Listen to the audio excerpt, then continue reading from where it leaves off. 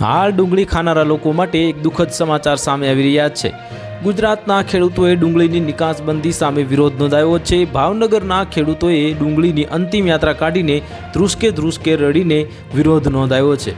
નોંધનીય છે કે ડુંગળીના ભાવ શરૂઆતની સિઝનમાં સારા મળી રહ્યા હતા, જે બાદ સરકારે ડુંગળીની નિકાસ ઉપર પ્રતિબંધ મૂકી દેતા તેના ભાવ તળિયે બેસી ગયા છે। એક મણ ડુંગળીના 900 રૂપિયાના ભાવ મળતા હતા, પરંતુ નિકાસ બંધ કરવા ભાવ રૂપિયા 300ની આસપાસ થઈ ગયા છે। પરિણામે ખેડૂતોને મોટું નુકસાન થઈ રહ્યું છે। ભાવનગર જિલ્લામાં ડુંગળી નિકાસબંધીને લઈને ખેડૂતોનો અનોખો વિરોધ આવ્યો સામે, જે ડુંગળીના ભાવમાં સતત ઘટાડો થતાં જ ખેડૂતો જાણે ડુંગળીનું નિધન થયું હોય તે રીતે અંતિમ યાત્રા કાઢીને ધ્રુસકે રડીને પોતાનો વિરોધ નોંધાવ્યો હતો।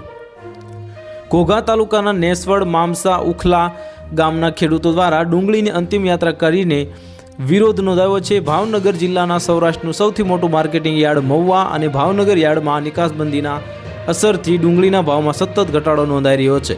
તો હાલ માટે આટલું જ, મળીશું નવી અપડેટ સાથે। જો તમને અમારા વિડીયો પસંદ આવતા હોય તો વિડીયોને લાઇક કરી દેજો, ચેનલને સબસ્ક્રાઇબ કરી બાજુમાં આવેલા બેલ આઇકનને દબાવી દો, જેથી તમને આવા સમાચારની અપડેટ મળતી રહે।